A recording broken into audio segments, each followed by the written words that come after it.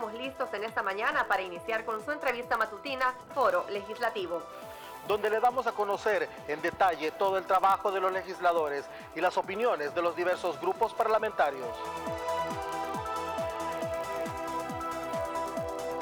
Foro Legislativo, de lunes a viernes, de 7 a 8 de la mañana.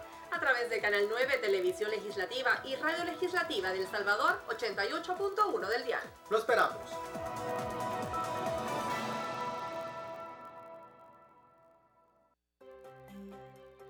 Asamblea para niñas y niños. Aprende con tu asamblea. ¿Sabes cómo se hace una ley?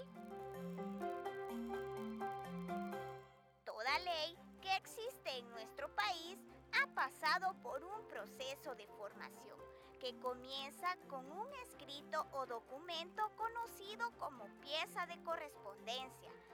A ese procedimiento se le llama iniciativa de ley.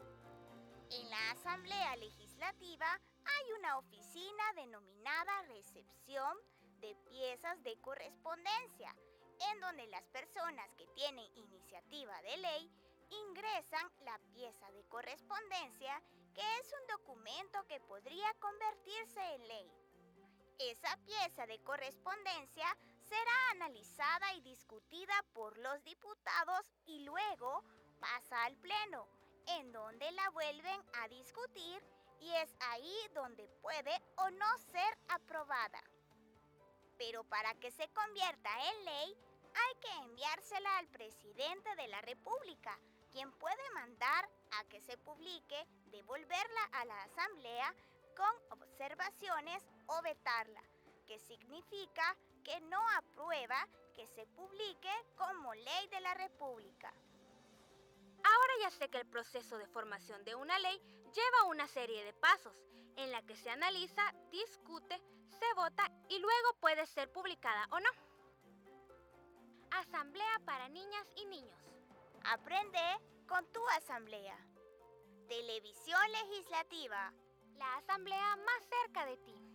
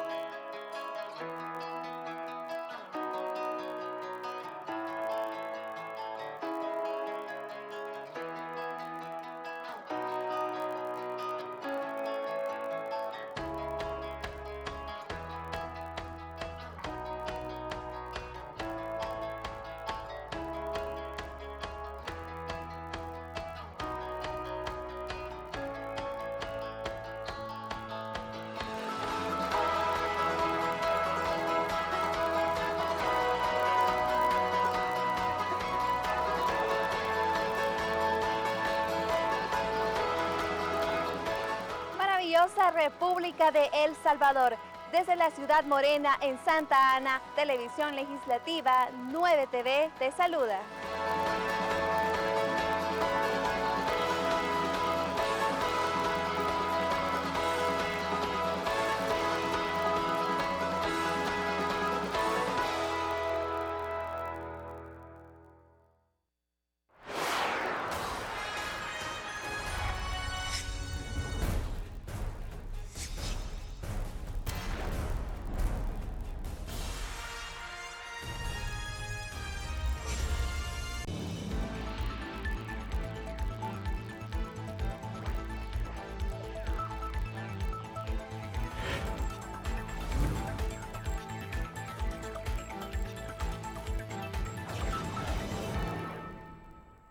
Lunes 3 de febrero, muy buenos días amigos televidentes, amigos Radio Escucha, gracias por sintonizarnos a esta hora en este inicio de mes a través de Televisión Legislativa de El Salvador, su señal Canal 9 y por supuesto a quienes nos escuchan a esta hora a través de Radio Legislativa, el 88.1 del dial, un especial saludo. Ya estamos listos para iniciar una emisión más, esto es Foro Legislativo, gracias por su fiel sintonía. Esta mañana estaremos conversando con el diputado Manuel Flores del grupo parlamentario del FMLN, diputado propietario de esa Asamblea Legislativa por el Departamento de la Libertad, pertenece a diferentes comisiones, él es el presidente de la Comisión de Justicia y Derechos Humanos, además pertenece a la Comisión de Relaciones Exteriores, Integración Centroamericana y Salvadoreños en el Exterior. Importantes temas estaremos abordando en estos momentos. Adelante, Max. Gracias, Eugenia. Amigos televidentes que están en sintonía de Foro Legislativo a través de la señal de Canal 9 y a través del 88.1 FM de Radio Legislativa. Muy buenos días. Diputado, ¿qué tal? ¿Cómo ha estado? Muchas gracias, Max, por la oportunidad. Saludos a los televidentes del Canal Legislativo, a los técnicos, a los camarógrafos, a todos los que están trabajando esta mañana, con una buena vibra para que la semana sea muy productiva. Bueno, diputado, usted ha trabajado mucho y se ha dedicado mucho a la política tanto interna como también en el exterior. Estamos a 248 días desde que el nuevo gobierno asumió la presidencia y la política exterior de un país es un pilar fundamental de interés nacional. La relación inició con Estados Unidos de mutuo respeto este gobierno, ya que pues tenemos 3 millones de compatriotas viviendo en Estados Unidos, pero también se comenzó mal con China, diputado, pero después las cosas han cambiado. Quizás sí nos puede hacer un breve análisis a hablar de cómo inició la política exterior de este gobierno y cómo estamos a esta altura, porque hemos visto todos los acuerdos y los convenios a los que han llegado con el gigante de Asia. Bueno, primero a veces debemos de ser sinceros a la hora de hacer planteamientos, especialmente en torno a la política exterior. El Salvador es un país que por muchos años ha mantenido una vinculación con todos los continentes, pero su política no ha sido multipolar, siempre ha girado en torno a las decisiones de los Estados Unidos. Yo creo que esa parte a nuestros países, no solamente El Salvador, sino toda la región, le ha impedido tener una política soberana de relaciones exteriores. Y cuando hablo de una política soberana de relaciones exteriores, es que siempre se ha dependido de las decisiones de los Estados Unidos, en política migratoria, en política, digamos, de salud, en política de educación. Y eso es precisamente lo que algunos no quieren discutir, ¿verdad? No quieren entrar en un debate porque realmente hacen comparaciones. Dicen, por ejemplo, El Salvador le debe a Estados Unidos, tenemos 3 millones de habitantes, debemos de ser agradecidos, pero nos olvidamos de todo un contexto histórico, ¿verdad? Un contexto en el cual pues nuestro país pasó por un conflicto bastante duro, ¿verdad? En donde uno de los principales protagonistas fue precisamente los Estados Unidos.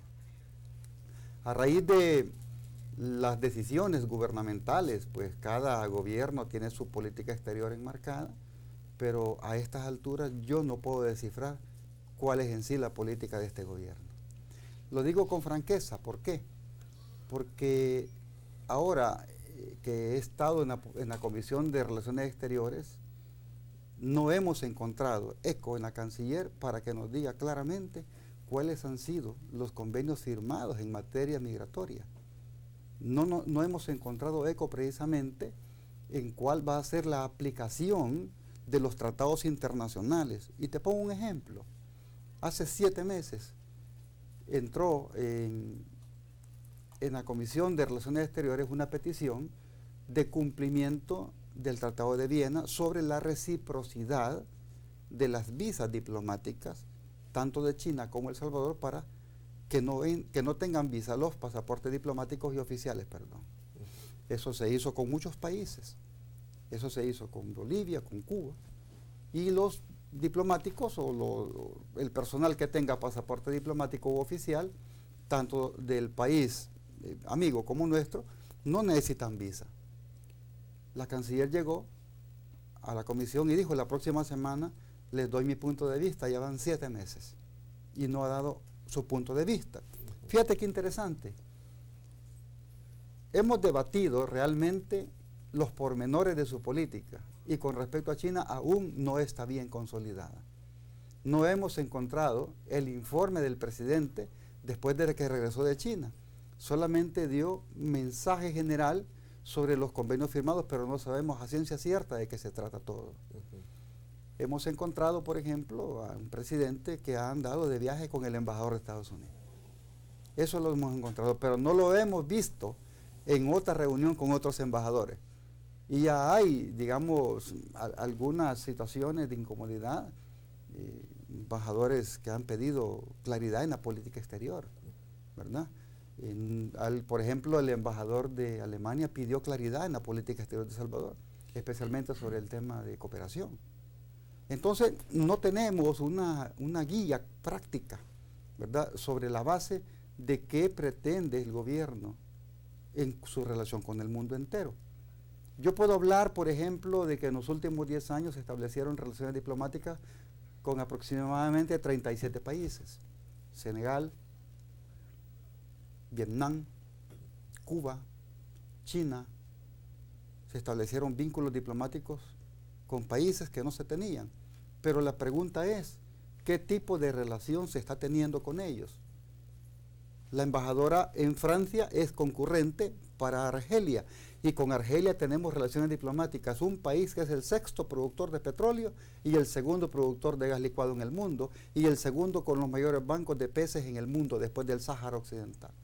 Se rompió relaciones con el Sáhara Occidental, después de que el presidente Brahim Ghali visitó El Salvador y estuvo en la toma de posesión. ¿Qué estuvo detrás de esa ruptura? Cuando fue el gobierno del doctor Armando Calderón Sola el que estableció vínculos con la República Saharaui Democrática, no el FMLN. ¿Cuál fue la propuesta que Marruecos le hizo cuando es un país que nunca cumple sus promesas? Marruecos es el país invasor, el que tiene tomado prácticamente el 90% de la República Árabe Saharaui, especialmente las dos provincias, Saguí el Hamra y el Río de Oro, casi tomado toda la República Saharaui. Rompe con la República Saharaui sin ninguna explicación. Y aprovecho para dar mis condolencias a la familia de mi amigo ex embajador Soleimán, que falleció en España hace menos de 15 días, que fue el embajador en Nicaragua, Panamá y concurrente para El Salvador. Eso para nosotros representa realmente un interrogante. ¿Cuál es el trato que le va a dar el gobierno de El Salvador en materia de relaciones exteriores a los países árabes, a Israel? ¿Cuál es el trato que le va a dar a Cuba? ¿Verdad? Hemos visto, por ejemplo, que reconoce al señor Guaidó, que ni siquiera nadie ha votado por él. Y lógico, siguiendo una política de los Estados Unidos. No hay soberanía.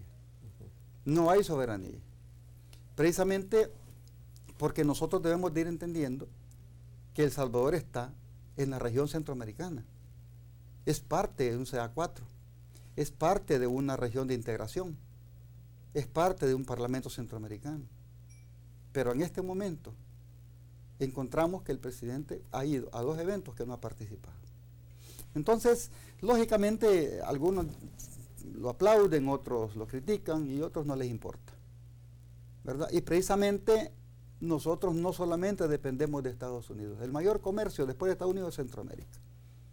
Y China se va a convertir tarde o temprano en nuestro principal socio. Tarde o temprano. Entonces, fuimos el país 178 en establecer vínculos diplomáticos. El 179 fue las Islas Salomón y el 180 fue Kiribati. Solo quedan 15 que ya mantienen vínculos con la provincia de Taiwán. Pero ¿cuál va a ser el desencadenamiento de esa relación que hemos obtenido con China? Se anunciaron proyectos como el estadio, se anunciaron proyectos como la potabilización del agua del lago de Ilopango, proyectos como la biblioteca de cristal, proyectos en turismo, pero hasta el momento no se ha informado cuáles fueron los resultados del viaje a China. El presidente no ha dicho. Diputado, yo me quiero detener en lo siguiente. El FMLN fue quien estableció relaciones diplomáticas con China. ¿Cuánto tardó eso? ¿Y cuál era el camino que ustedes habían, digamos, labrado para continuar con esa, con esa apertura de relaciones? Es que el tema China es un tema que muchos no quieren entenderlo, que es un tema de derecho internacional. En 1992 se reconoce la existencia de una sola China con el tratado, el reconocimiento de 19 protocolos, que incluso, hacer un poquito de historia, eso viene de del año 26, cuando se dio el primer tratado entre el Kuomintang y el Partido Comunista, precisamente para fortalecer la nueva república naciente en el año de 1911, cuando el doctor Sun Yat-sen, fundador del Kuomintang, se constituye en el primer presidente de China ante el derrocamiento del último emperador Puyi, 1911, y el 12 se consolida, aunque en ese tiempo comenzaron las fuerzas imperiales a querer retomar el control, lógicamente apoyado por algunos países de Europa. Pero las fuerzas, republicanas, recién establecidas, fueron apoyadas por otros países europeos. ¿Por qué? Porque algunos querían que volviera el imperio para continuar con el tráfico de opio, que era un gran negocio en ese momento, ¿verdad? El tráfico de oro, el tráfico de, de cosas, de utensilios históricos, ¿verdad? Pero también otras naciones europeas querían que se consolidara la república porque de esa manera se podían firmar tratados, ¿verdad? Tratados y convenios. Lógicamente, un imperio es un imperio, pues, ahí se deciden las cosas así. Pero el segundo tratado entre el Kuomintang y el Partido Comunista fue en 1943 cuando se firmó, ¿verdad?, la unidad antijaponesa. Y la unidad antijaponesa determinó la derrota de Japón después de la invasión a China. Recordemos que quisieron establecer un imperio, el mal llamado Manchukuo, mal llamado Manchuria. Eso no existe en China. Eso es, un ultraje para los chinos, porque eso es en la región de los Man, así se le llama la región de los Man, cerca de Tianjin, en Heilongjiang, y le ponen Manchuria. Eso no existe. Incluso Puyi, el último emperador chino, traicionando a su pueblo, fue nombrado emperador Manchukuo. Y el último tratado, Kuomintang, Partido Comunista, 1992, el reconocimiento de una sola China. Eso es precisamente la única condición que China pone para su reconocimiento y establecimiento de vínculos diplomáticos. No hay nada bajo la mesa. Hace, el 21 de agosto, cuando se anunció el establecimiento de los vínculos diplomáticos, porque no es restablecimiento, no que establecimiento, ¿verdad? Porque las relaciones con China son con la China desde 1924, pero muchos dijeron oscuro, a ver qué había bajo la mesa, y lógicamente el viaje del presidente Bukele fue a determinar que no había nada bajo la mesa, porque ratificó los convenios firmados, ¿verdad? Y firmó otros. Lógicamente no fue él el que inició las relaciones con China, ¿verdad? Fue el gobierno anterior. Y yo lo dije muy tarde, ¿verdad? Siempre he venido abogando porque las relaciones se establecieran antes, incluso después de Cuba, Vietnam, incluso antes de Cuba y Vietnam tenía que haber sido China, a mi forma de ver las cosas.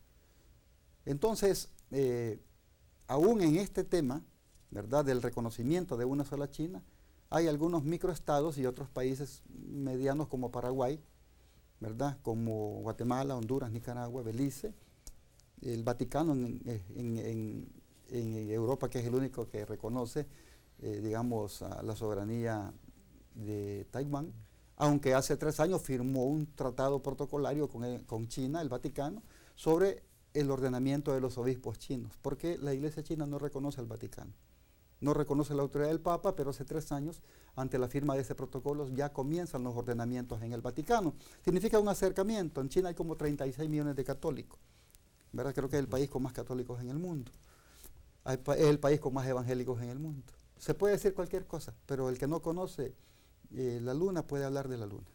No puede, ¿verdad? Ahora que hemos descubierto la cara oculta, después del viaje de la sonda espacial Chancay 4, ya podemos ver cómo es la cara oculta de la luna. Antes no, pero se le componían canciones y un montón de cosas, ¿verdad? Y hasta decían que era de queso. Pero así es como muchos opinan porque no conocen. Entonces, las relaciones diplomáticas no son simples firmas de protocolo.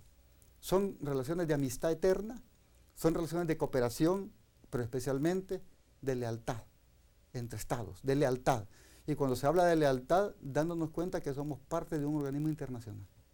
Y en esa dinámica, pues nuestro país todavía no le veo ningún síntoma de hacia dónde va. No podemos nosotros solamente decir es que Estados Unidos es nuestro principal socio. Eso es cierto. Y así ha sido siempre. No solamente porque hay 3 millones de compatriotas, sino por el comercio. Pero ¿cuáles han sido esas condiciones a las que nuestro país ha sido sometido? ¿Cuál es el salario mínimo de Estados Unidos y cuál es el salario mínimo en El Salvador? Te pongo un ejemplo. De Estados Unidos viene gente a trabajar con la gente que borda en Panchimalco, les pagan 50 centavos por pieza y esos vestidos ya los venden hasta en $100. Ese tipo de relación queremos. Cuando hablamos precisamente de las condiciones de nuestros trabajadores, pero también debemos de estar claros que no es una política bonancible solamente hablar de que hay 3 millones de salvadoreños en Estados Unidos. Aquí solo se habla de los que están legalizados o están amparados a un ¿cómo se llama?, estatus temporal. ¿Cuántos son los que están en TPS? 286,000. Ajá, y los otros 2,700,000 que no tienen papeles, ¿quién aboga por ellos? Se está hablando, por ejemplo, del voto en el exterior. Pídele el DUI a un salvadoreño, pídele el DUI y que te enseñe la dirección. Ahora que quieren que voten por los alcaldes, en el DUI que dice Nueva York, Washington, Virginia, Maryland, no dice el municipio donde es. Pero además, un salvadoreño que no tenga documento en Estados Unidos jamás va a dar su dirección. No la va a dar. Porque precisamente es un salvadoreño indocumentado, no ilegal. Porque ilegales no hay en el mundo. Un salvadoreño indocumentado. Por lo tanto, se está jugando con la idea de que todo el mundo quiere votar. Los que se van a inscribir son los que tienen papeles, son los que tienen documentos, son los que pueden andar libremente transitando en los metros, en el carro.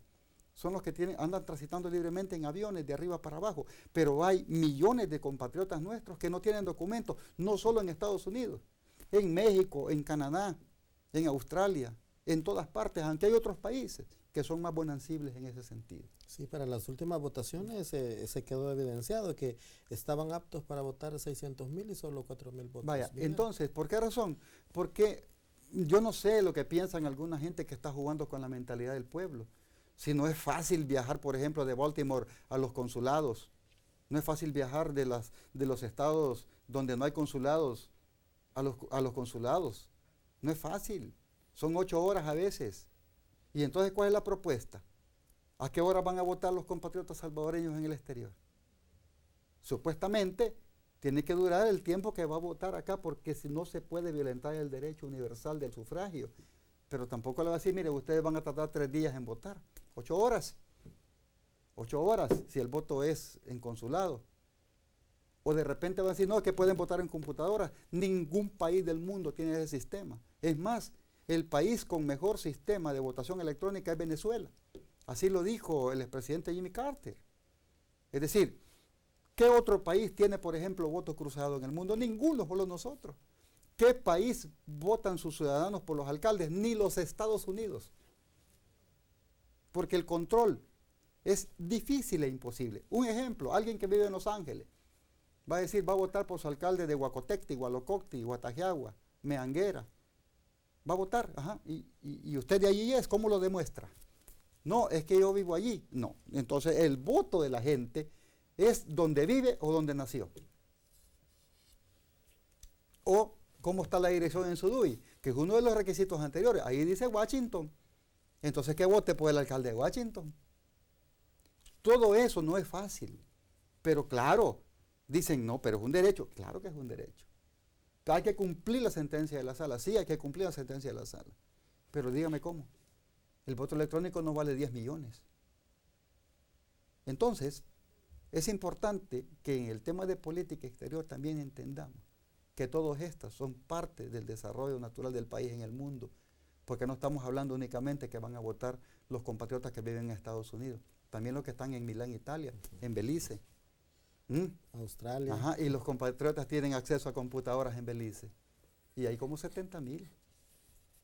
Tienen acceso a centros de cómputo, por ejemplo, en Nicaragua, o en Honduras, o los que están en Australia. Si vos le negás el derecho a un grupo, estás negando el derecho a votar, estás violando la Constitución. Por eso una ley debe de ser clara, un proceso debe de ser transparente y claro. Nadie vota por alcaldes en el mundo. Es como la representación de un diputado de los hermanos en el exterior, ¿verdad? Por ejemplo, dice, es que vamos a votar por el diputado de la libertad. No, yo represento al pueblo entero.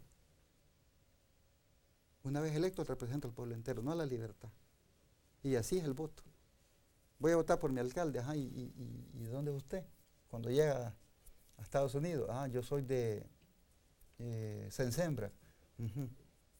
¿Y dónde vive? Vivo en Berlín. Pues sí, usted es de Sensembra, vive en Berlín. ¿Dónde va a votar?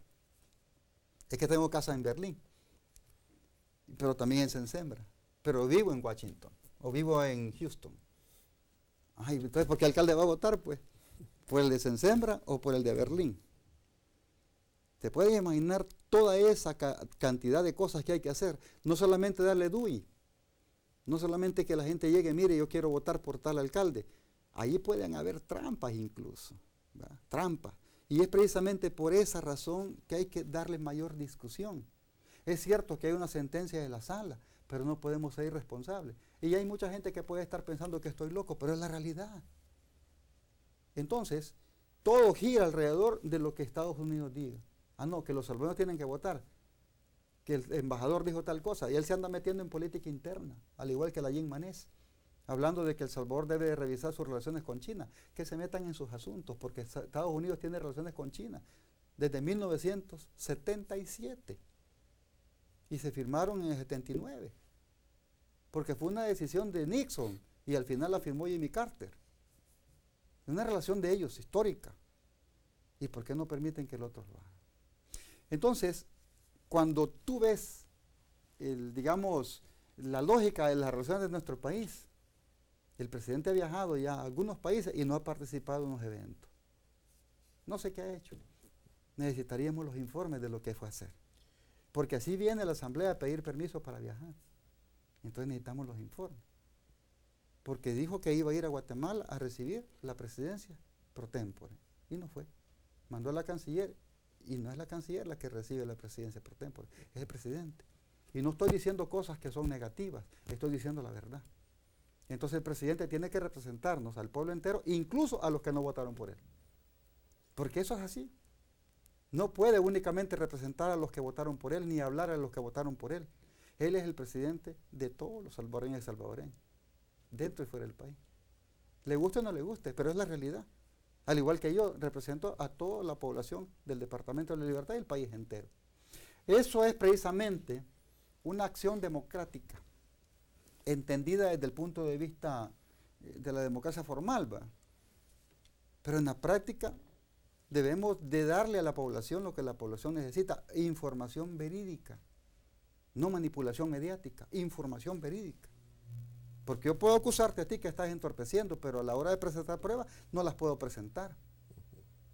Entonces, el país necesita conocer a ciencia cierta de qué se trata la política exterior.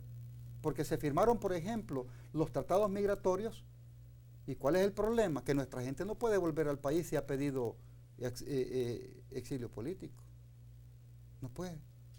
Asilo político no puede regresar a El Salvador. Lo mandan a Honduras. Lo mandan a Guatemala, pero no acá. Y entonces, la gente no puede regresar a su país.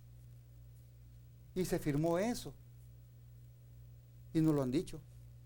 Lo han evadido. Y quiero entender algo, diputado. Cuando el FMLN establece relaciones con China, Estados Unidos, vimos que se molestó. Claro. Pero el discurso también al inicio de la gestión del presidente Nayib Bukele también fue en contra de China. Pero de un día para otro cambió todo. Y hasta viajó a China y fue a firmar todos los convenios que, digamos, ustedes habían gestionado. Sí, precisamente lo dijo la Fundación Heritage, o Heritage Foundation. Yo no hablo inglés, pero más o menos así se pronuncia. Lo dijo, ¿verdad?, que iba a revisar las relaciones diplomáticas con China. Y yo dije en su momento, tiene todo su derecho. Él es el presidente de la República y él es el responsable de la política exterior. Y si quiere que rompa, eso lo dije yo. Pero que también hay que tener en consideración algo. Uno no puede ofrecer algo cuando anda contento, ¿verdad? No puede ofrecer algo cuando anda contento, ¿verdad? En esta parte, el presidente no conocía de política exterior china. Él nunca había viajado a China. Ni mucho personal salvadoreño de los gobiernos anteriores ha viajado a China. Yo ya tuve la dicha de viajar casi 40 veces y conozco el desarrollo de China desde 1982. Tengo muchísimos amigos en el gobierno, en el Partido Comunista, en la Asociación de Amistad, en la Cámara de Comercio, de la cual soy representante de casi 260,000 empresas. Es mi trabajo, ¿verdad? algunos pueden decir que estoy aprovechándome de la situación, yo no cobro, no recibo salario. Es una relación de amistad y de promoción para que el país tenga oportunidades, ¿verdad? No se ha podido hasta el momento, no se ha podido. Hemos desarrollado 6 ferias, 6 exposiciones comerciales, y ahí vamos continuando, ¿no? Pero tú dices algo cierto, el presidente anunció que iba a revisar las relaciones diplomáticas, y lo dijo ante el grupo anticomunista, ¿verdad?, de Marco Rubio y todos esos, lo voy a decir así un poco despectivo, gusanos cubanos que viven en Miami, que su política ha sido en contra de Cuba, Venezuela y todo intento progresista. Pero ¿de qué se trata? Que un presidente no tiene que andar haciendo temas políticos, sino promoviendo el país para las inversiones, para obtener recursos. Estuvo en México, por ejemplo, y obtuvo 30 millones para el proyecto Sembrando Esperanza. Y mucha gente está pidiendo informe de lo que está pasando. China ofreció millones de dólares en proyectos. Claro, la gente pregunta, bueno, ¿va a dar mano de obra o no va a dar mano de obra?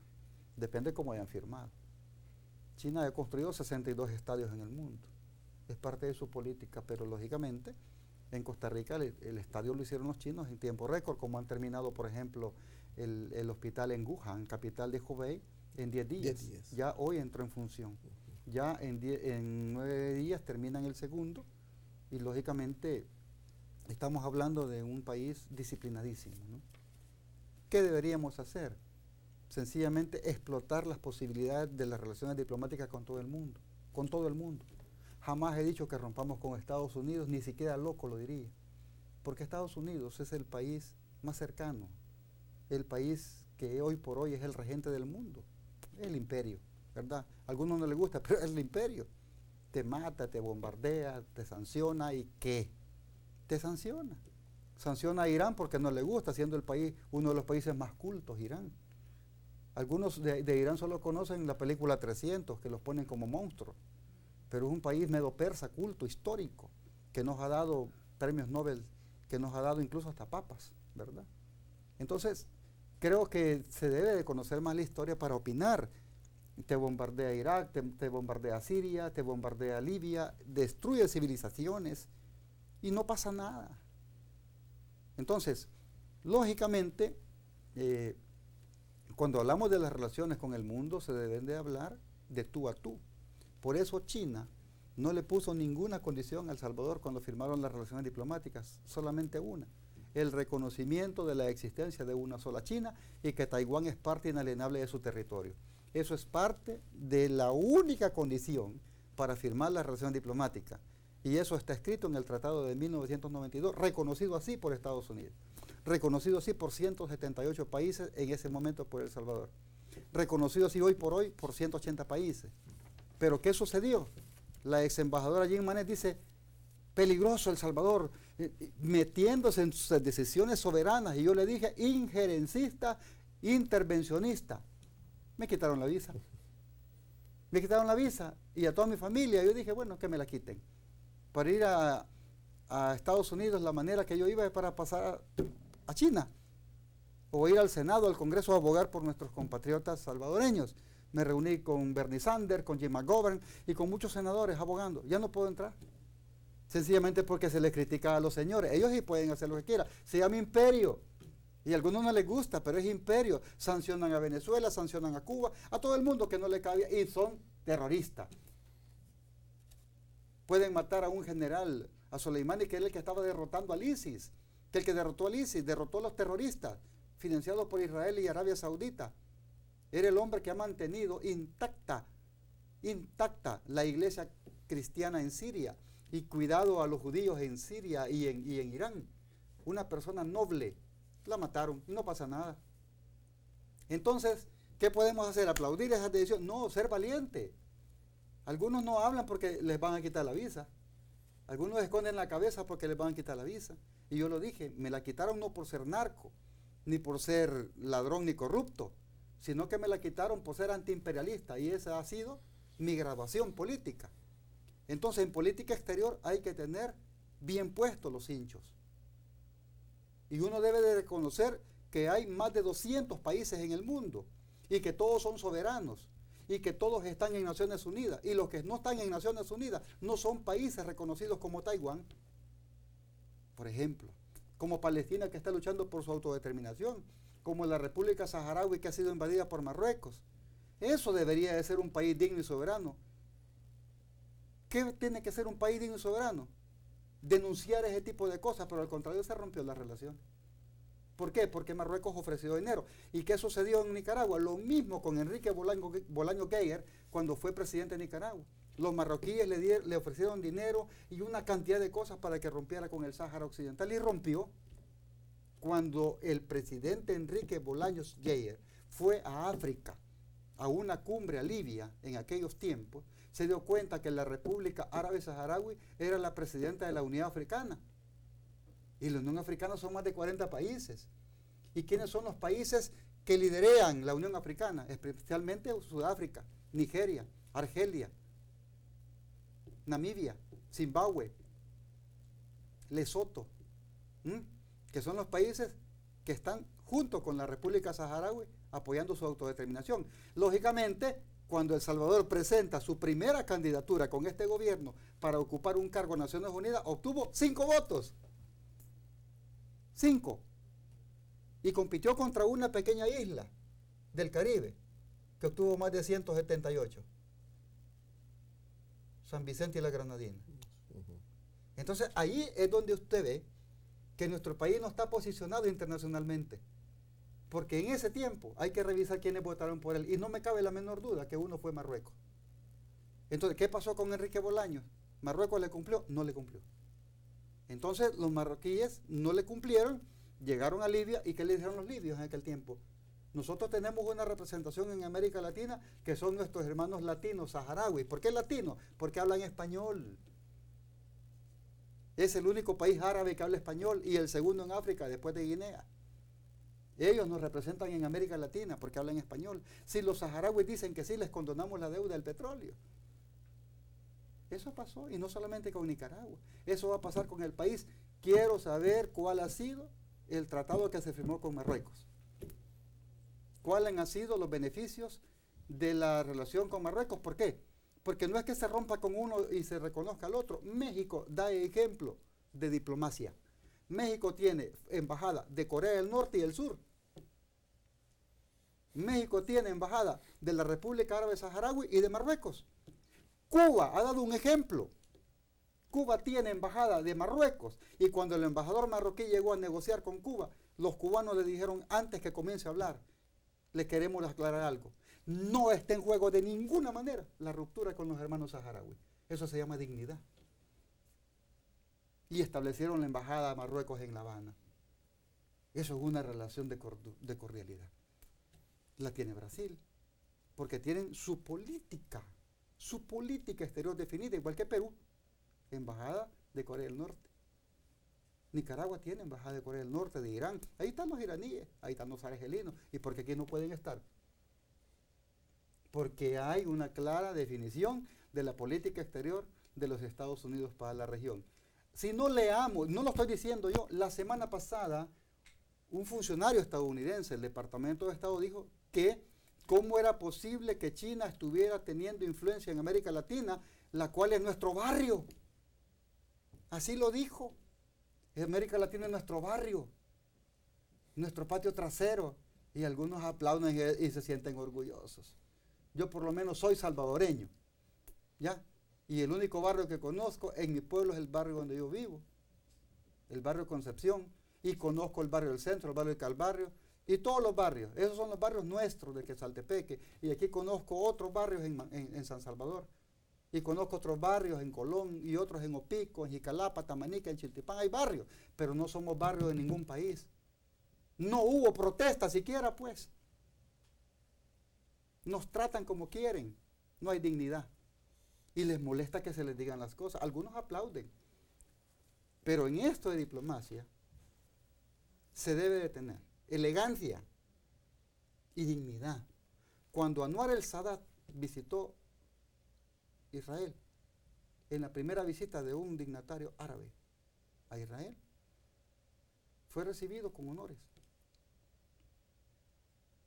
Y él argumentó algo y dijo, he venido como jefe de Estado y represento a mi país, Egipto, pero no todos los árabes son musulmanes.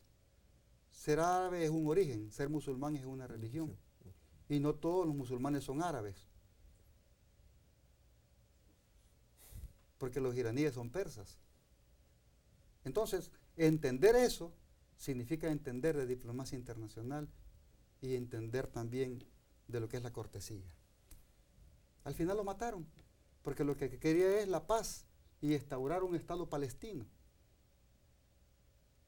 Mataron a Yitzhak Rabin, mataron a ¿cómo se llama? Yasser Arafat, porque querían establecer un Estado palestino. Esas son las reglas diplomáticas. Pero los sionistas no lo permiten, apoyados por Estados Unidos. Entonces hay que leer historia realmente de lo que significa la diplomacia. Por eso los chinos son expertos en diplomacia, muy pacientes. Cuando el presidente Bukele dijo que iba a revisar las relaciones, dijeron, vamos a esperar hasta que él tome una decisión. Y no nos vamos a meter en sus asuntos. Y son muy respetuosos. Esa es la diplomacia que hay que aprender, de los maestros de verdad. Pero también la política exterior tiene que ver mucho con migración y nosotros, bueno, se ha generado un efecto en Centroamérica, principalmente de Honduras, con esto de las caravanas, diputado. Desde el 2018 empezaron los hondureños masivamente a emprender ese viaje hacia Estados Unidos y nuestro país también, salvadoreños, emularon ese mismo recorrido. Hasta el momento van 6 movilizaciones desde El Salvador hacia Estados Unidos, pero también la política migratoria cambió en Estados Unidos, sí, y denominan a El Salvador como un país seguro, claro, para detener a todas estas movilizaciones. ¿Quién denominó al país, El Salvador, un país seguro? Estados Unidos. Estados Unidos. ¿Te puedes imaginar que otro te venga a decir, ustedes son así? Y de repente escuchamos al presidente y a la canciller diciendo, no somos un país seguro. Y lo dijeron, lo he dicho yo, lo han dicho ellos. Entonces firmaron sin saber que firmaban. Y esa es la crítica que deben de aceptar, ¿verdad? No después comenzar a esconderse, que sí, que no, o no dar la cara. Pero el país necesita respuestas. La gente necesita respuestas. La migración es un derecho universal, inalienable.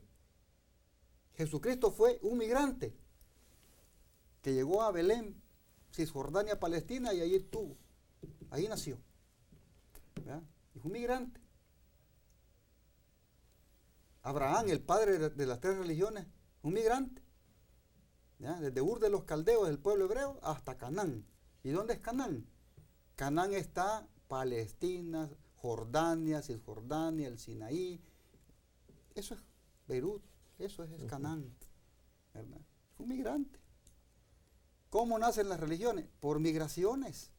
¿Cómo nace el pueblo árabe, el pueblo hebreo? Por migración, de la primera migración del surgimiento de los árabes primitivos de la península arábiga, desde el surgimiento de las 9 naciones de Sem. Una llegó a Ur de los Caldeos. Todo es migración. Todo es migración. Pues no puedes adaptarlo a una cosa y despreciar otra. Nuestra gente tiene derecho a migrar y a que se les den las facilidades para migrar. No se les puede negar la migración. Estados Unidos es un país de migrantes. Donald Trump es un inmigrante. Los abuelos alemanes e irlandeses. Barack Obama, expresidente de Estados Unidos, la abuela nigeriana. Es decir, dígame usted un apellido autóctono estadounidense de un candidato. Ninguno. Ninguno ha sido Cheyenne, Piel Roja, Sioux, Miccosukee Seminole, ninguno. O si no, veámonos en El Salvador los apellidos de los que han sido presidentes. Todos han sido migrantes.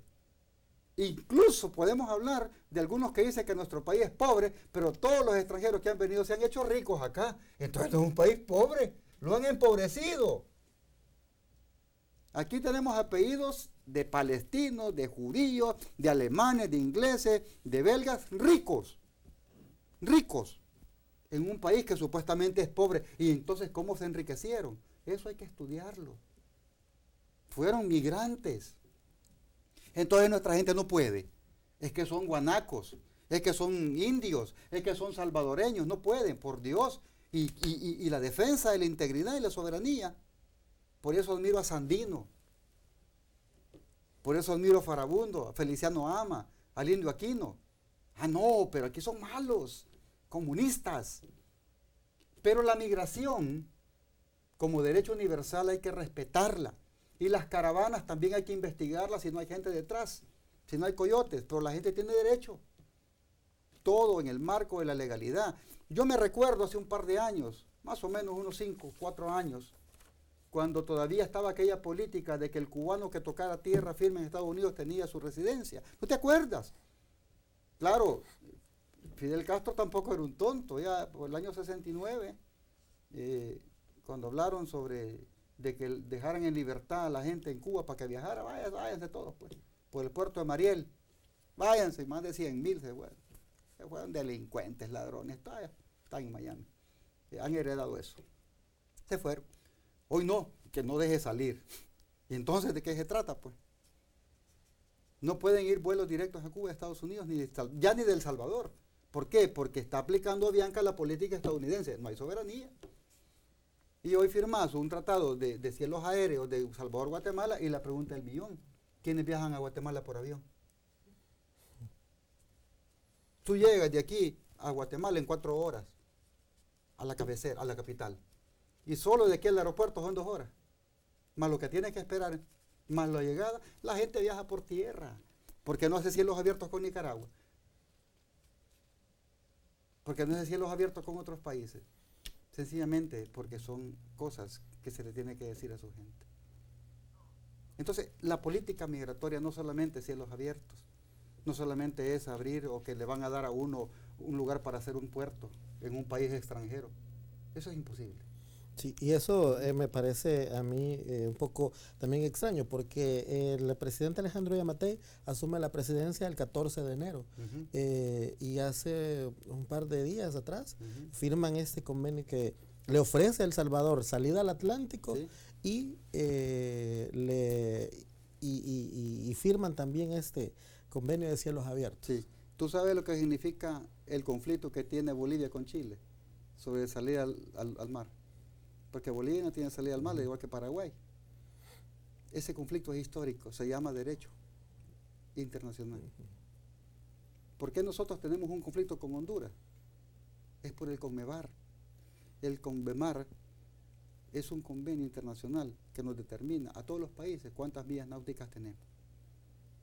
Y precisamente Honduras está peleando la isla Conejo, porque de esa manera sus aguas van a llegar hasta Jiquilisco. Y peligrosos no ganan, así como ha sido nuestra gente que perdimos los bolsones, Nahuaterica, Sazalapa, las perdimos. ¿Y qué pues? No se peleó, ahí está la isla Conejo. Entonces, ¿qué sucede, Donald? En este tema de política exterior, el presidente Yamatei quizás no conoce su constitución. Dice que generalmente las constituciones centroamericanas hablan de que los territorios son irreductibles. Y la única manera en que puede concederse o concesionarse es a través de la Asamblea Legislativa. Concesiones. Y las concesiones es otorgamiento de una zona para explotación. Eso se llama pérdida de soberanía. Así está establecido. Por eso cuando en el puerto de la Unión están diciendo que ya vinieron los cataríes a ver la Unión tiene que ser licitada, la concesión. Licitada. Por eso la Asamblea nunca vino a la concesión.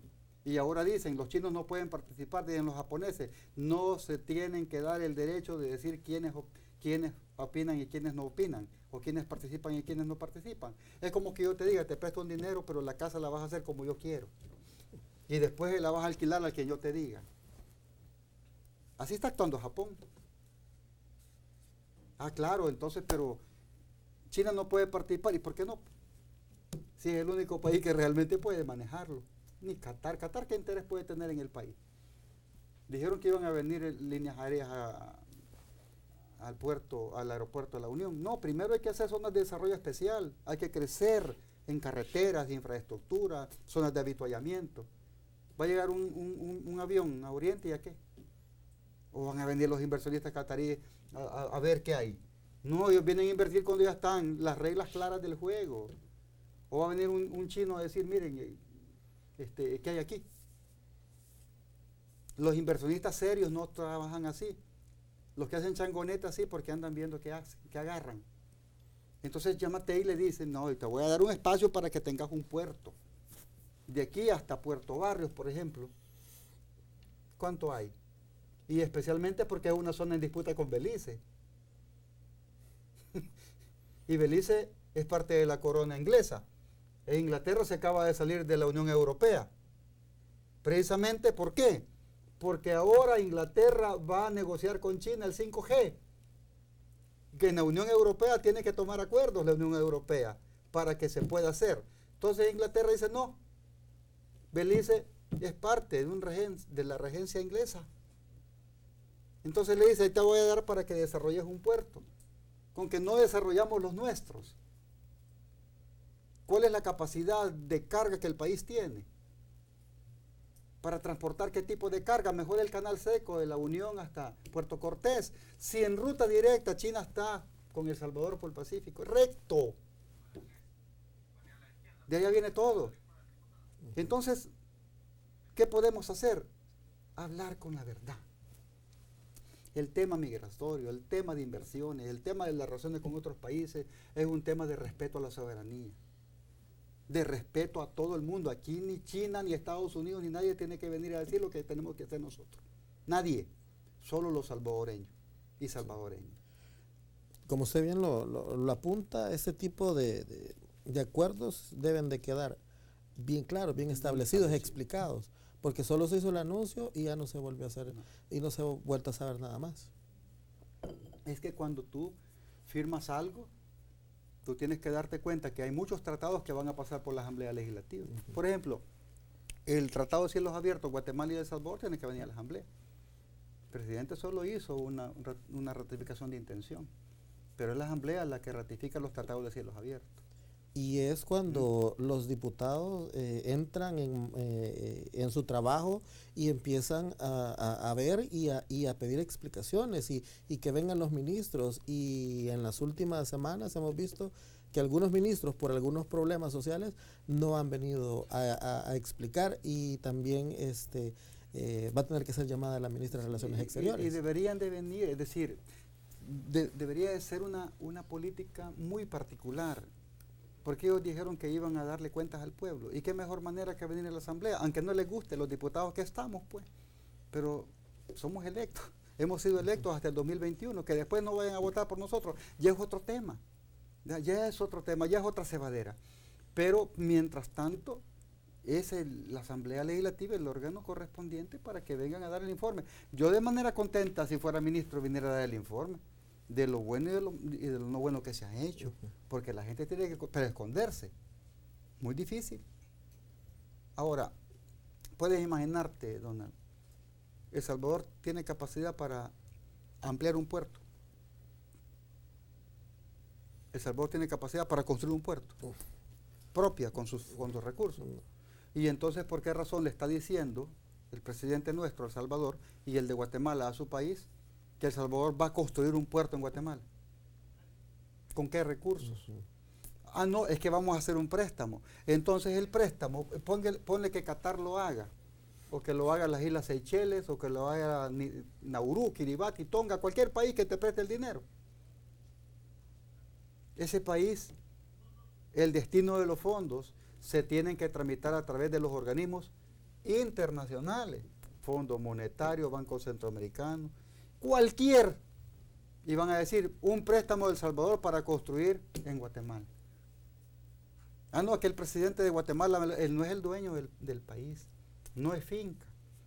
Creo que es el artículo 173 de la Constitución de Guatemala o el 123 que habla de que únicamente los guatemaltecos pueden ser objeto de ese tipo de donación, o los que tengan relación directa con los guatemaltecos.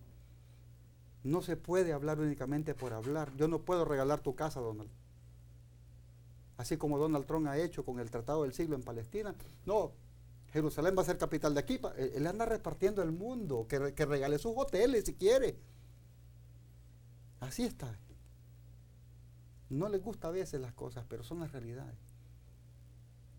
La gente debe saber realmente lo que puede ocurrir. Lo que puede ocurrir con un grupo de diputados irresponsables que lecen la soberanía de nuestro país. Nicaragua ha sido un ejemplo desde Benjamín Celedón en 1832, de la lucha antiimperialista, porque Estados Unidos se quiso apoderar del canal interoceánico, que venía desde allá de la zona de San Carlos, a pasar por el lago de Managua, por el lago Cocibolca. Desde el tiempo de Cornelius Vanderbilt, ¿te puedes imaginar? Desde la época de Cornelius Vanderbilt, antes de Cornelius Vanderbilt, que fue el que metió el ferrocarril en Centroamérica, especialmente en Nicaragua. Desde ese tiempo ya venían las luchas antiimperialistas por la soberanía, y Sandino no la continuó en 1928. Hay que leerlo, porque precisamente a uno lo pueden enredar y te dan una cosa y te dan otra y ponen presidentes acordes a sus decisiones intervencionistas y los estimulan, los premian, pero realmente si nos van a catalogar como malos por defender la soberanía, pues soy malo. Si me catalogan de malo por defender a la gente en su dignidad territorial, soy malo. Y si por eso no van a votar, no voten. Pero nosotros no estamos acá para decirles las cosas que ustedes quieren escuchar. Bueno, estamos acá para defender la integridad soberana de nuestro país. Okay, perfecto. Bueno, diputado, yo le agradezco mucho por este tiempo que nos ha acompañado, importante información. Yo creo que esto, usted lo apuntaba y lo especificaba, a veces se tira un tema así y como una cortina de humo, pero se debe de sustentar, se deben de tener las bases para entender qué es lo que se está haciendo, y más aún cuando es política exterior. Definitivamente, porque es bien delicado. Al final se cometen tantos errores, y en esos errores que se han cometido en la historia del país, perdimos los bolsones, perdimos Nahuatarique, por esos errores, por creernos que nosotros hacíamos lo correcto en aquellos tiempos, ¿no? Por eso hemos perdido ese territorio, por eso se han privatizado las cosas, porque creíamos que era buena la AFP, porque creíamos que era buena la privatización de Antel. Costa Rica la mantiene nacionalizada, ¿no? Y los ingresos para el Estado son exuberantes, son grandes, y por eso mantienen un nivel de vida mejor que el nuestro. El cuidado del medio ambiente. Costa Rica es pionero en producción de oxígeno. Entonces nos dijeron que era buena la dolarización, pero si de repente en 5 años, como se prevé, Estados Unidos entra en recesión como la del año 2008, nosotros vamos a sufrir, porque no les había explicado a la gente que no solamente es circulación del dólar y uno feliz por el dólar, pero cuando venga la inflación, porque Estados Unidos va a sufrir una inflación en 5 años, triste, terrible, dura, porque va a perder su hegemonía. Espero que en ese momento se tenga ya relaciones con otros países que sopesen esas necesidades de inversión y dar empleo.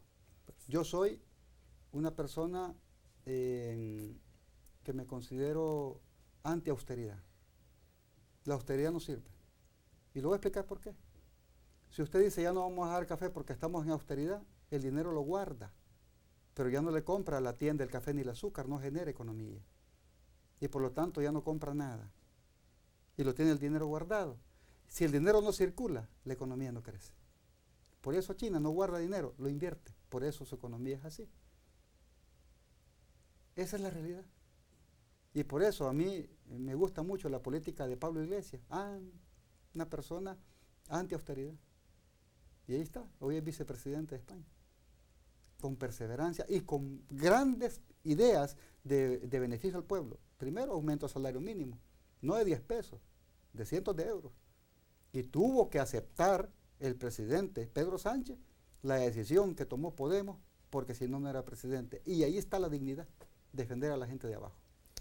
Bueno, diputado, le agradezco mucho. Espero volverlo a tener aquí en Foro Legislativo y discutir muchos más temas de los cuales son importantes para nuestro país. A usted, amigo televidente, que ha estado en sintonía de Foro Legislativo, le agradezco mucho el haber estado con nosotros esta mañana, pero hay más que ver en Televisión Legislativa y vamos con Eugenio.